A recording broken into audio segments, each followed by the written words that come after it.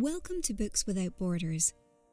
Today we're going to be reviewing The Crisis of the Modern World by René Guénon. It is relatively short, about 100 pages, but extremely dense. The book is as relevant today as it was when it was first published in 1986. It was written by French metaphysician René Guénon, also known as Sheikh Abdel Wahid Yahya, in 1927, a decade after the First World War and a few years before the Great Depression. Despite the fact that many people felt that something was wrong during that time, Guénon understood the specific causes for the problem. He distinguishes between feeling and understanding right from the very beginning of the book, then says later that he wants to reach readers who already possess that feeling.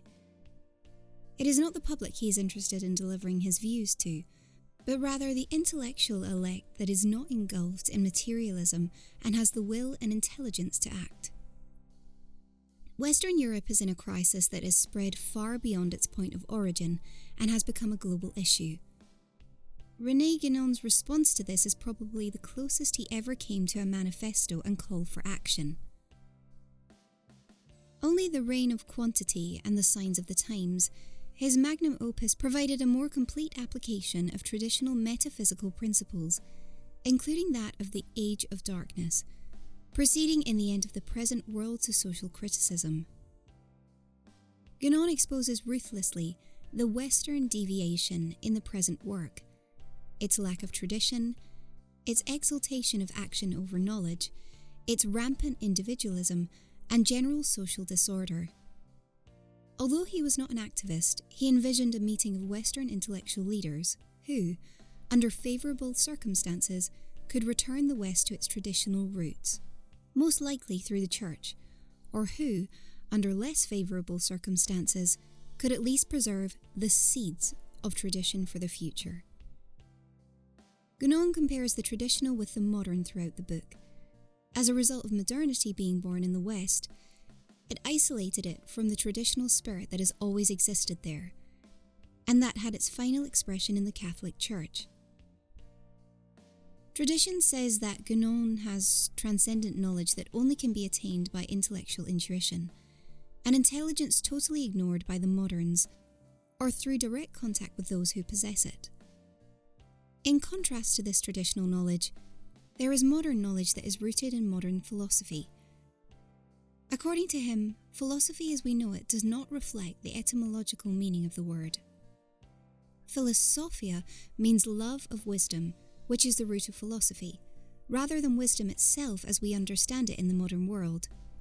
It is merely a means to reach wisdom. Materialism, according to Guénon, emphasizes the ideas of material order and their effects. Historically, it arose out of a denial of intellectual intuition as a means to obtain truth, according to him. He even questions the West's desire to seek out truth, claiming it has been replaced completely by utilitarianism. In Guénon's view, that is the essence of modernity. The Western worldview will destroy itself, whether through the application of what he calls profane modern science, or via the spread of false belief systems throughout the world that will lead to more confusion than any time in human history. On page 59 we read, and I quote, "It is, however, only in the 19th century that one sees men beginning to glory in their ignorance. For to proclaim oneself an agnostic meaning nothing else, and claiming to forbid others any knowledge to which they themselves have no access, and this marked one stage further in the intellectual decline of the West." Guénon.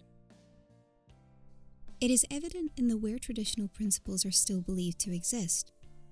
But globalization, westernization to be more precise, by spreading anti-traditional knowledge and its applications, has led the youth in a different direction from what they were taught.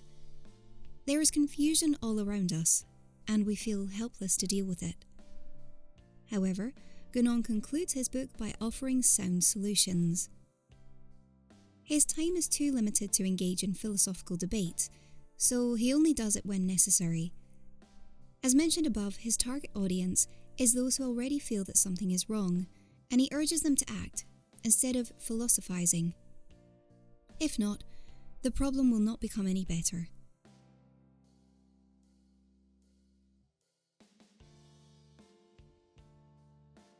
Overall, I recommend reading this book by René Guénon and his analysis of our days. Although relatively old, at least from our modern perspective, it was written in the 1920s. It is still very relevant today. I had a warm and sort of relieved understanding about Guénon's explanation in regards to the fallbacks of the modern world. However, whether you agree with Guénon's proposal of re-establishing an intellectual and spiritual power structure in the modern world or not, it is worth investing the little time you have in reading the intellectually and spiritually fulfilling critic of the modern world. A brief yet interesting look at the modern world as an anomaly in world history from a traditional perspective. This can't be disputed by historians. History and sociology have indeed paid a great deal of attention to how modernity came to be and what exactly it encompasses. Throughout his book, Guénon offers an original perspective on a subject that is too often viewed from either a Marxist or a liberal viewpoint. People looking for an unorthodox analysis of history, this one is for you. My one critique of this book is that Guénon writes with a scientific mathematical jargon, which makes it quite difficult to read for the ordinary mind. Interestingly, I was surprised to see René make universalist theological claims, essentially saying that all religions are one nexus of truth, all point to the same place, etc.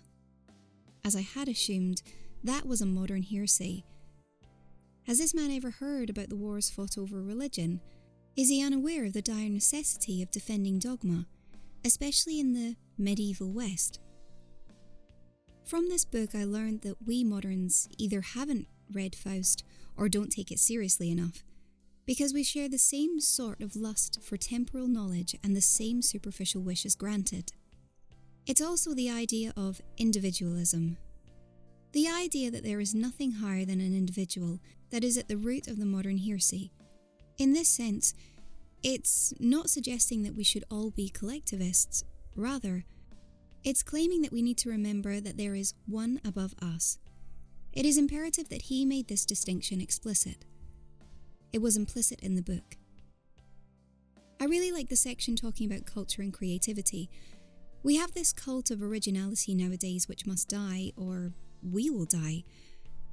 Often we forget that the majority of pre-modern artists were known.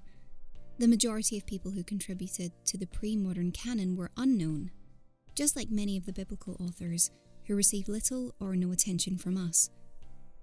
In reality, today's truth is only a pragmatic convenience and not the real thing.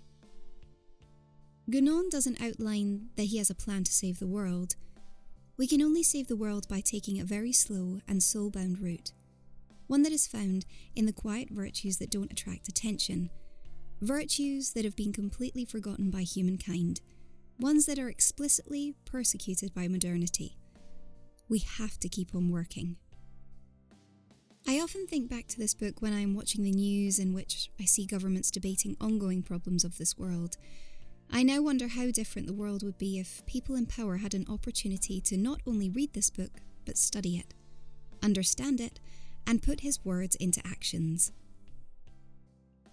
If you've liked this video, please subscribe to our channel. Here you can find lots of reviews across a number of different titles. Thank you for watching.